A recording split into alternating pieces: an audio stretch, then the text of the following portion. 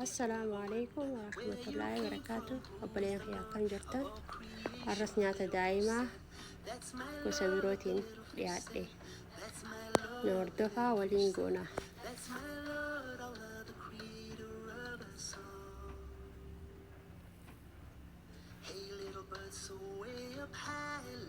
Nyaanni narra qopheessee shunkurtii raayillee waa xiqqoo, qullubbii waa xiqqoo, foon kalluuna takkaa qurxummii salmaan diimaa kana jechuudha. Qurxummii biroorra kanaatu xiqqoorra caala. Timaantiin, kaaroot, dinnichaa fi ruuza amma kana waliin qopheessee olive oil salliixanaan fayyadamu fi bishaan amma kana waliin finnee nyaata daa'imaa bareedaa heelzii goonaaf jechuudha.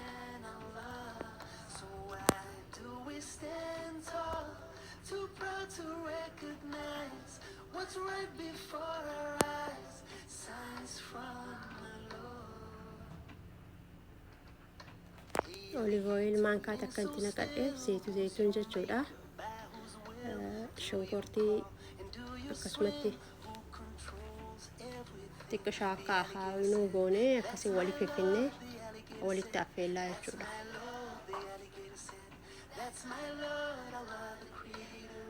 Asirratti wanni nu hubachiisuu fedhu nyaanni kun nyaata daa'ima jalqaba duraatiif miti. Nyaata daa'ima duraanuu eegale jechuudha. Fakkeenyaaf daa'ima gizee biyya jaatee gama nyaataa finnu kaarootis tahaa dinnichas mixaaxis waan akkasii wooma takkaan barsiisna. San booda waan kana waliif finnee goonaaf jechuudha. Kalluuna takkaa qurxummii kunis daa'ima garirratti alaarjika fidaa daa'ima keenyaaf yeroo gootanis hordofaa duratti qo'annaa fi itti dhufamoo alaarjikamoo akkamii jettanii eegalaatan fayyaa isaa san booda godhuufi dandeessan malee foon qurxummii takkaa'u kalluunni hedduu guddina sammurratti gahee guddaa qaba. Hedduu bareedaadha daa'imaaf kennuun. Kalluuna keessaafuu kanaa jechuu salmaan kana.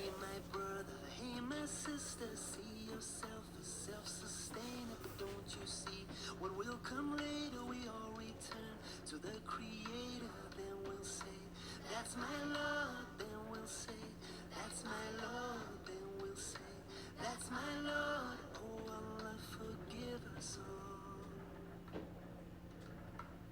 Waan akka foonii chikenas tahaa, foon diimas kaloonii tahaa, kalluunas haa ta'u an daa'ima kiyya ji'a 8 irraa hin eegalee fi amma inni ji'a 9 garuu jalqaba duraa ji'a 6 ilaa ji'a 8 dinnicha, kaaroot, mixaaxis, firoota adda addaa waan foonii kana ji'a 8 irraa hin eegaleef jechuudhaani. Immoo kalluuna yeroo dura kanninuuf xiqqoo kanninee fi daa'ima hordofuu qabna. Daa'ima garii irratti waan akka alaarjikaa fiduu danda'a akkasitti hubadhaa jechuudha.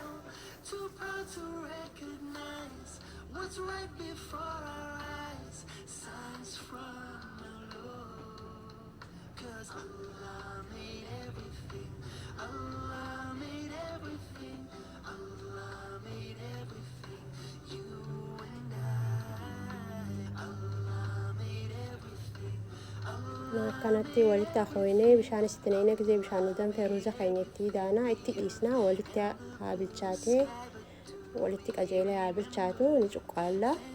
San booda maashina daa'imaa nyaata daa'imaa itti daakanitti daa'inaaf jechuudha. Bifa kanaan qopheessaa nyaata alaa ashagame sanirra nyaata manatti akkana daa'imaa qopheessinu kanaatu irra bareedaa jechuun viidiyoo kana dalagaa viidiyoo yeroo seentanii ilaaltan laayik godhaa biroo kutaa akkasumas sabskiraayib fi sheeris naa godhaa.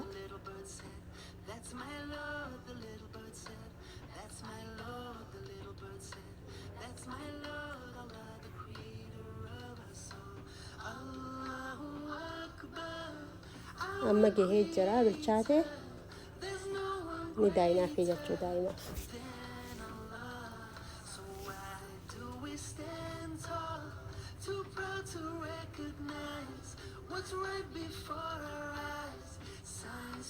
Bishaan birootis nu barbaachisu akkuma marakaa akkuma maraqatti bishaanis jalaa qaba. Bishaanuma isaa kana itti neenyee daa'inee fi qopheessina. Cinas kaa'amma nyaatu cinas firija keenyaa fi jechuu isaanaa isatti nanneenee fi guyyaa takka yoo goone guyyaa lamaaf nuuf taha. Har'a yoo goone boruun goonu nyaata biroo faxara fa'aa takkaa'oo maksas fa'aa goonaaf malee laaqana amma kanaaf hedduu bareedaadha jechuudha. Kanatti daa'imniif qopheessuun no saana xixiqqaa isaa kanattis neennee cuqqaallee firija yoo keenyeef guyyaa takkaaf akkana yaada malee kanneenaafi jechuu daa'imnaaf. Nyaata alaa ashagamu sun heelzii miti. Bifa kanaan ninaan qopheessaa yoo faayidaa itti argattan laayik godhaa, sheeris akkasumatti sabskiraayib.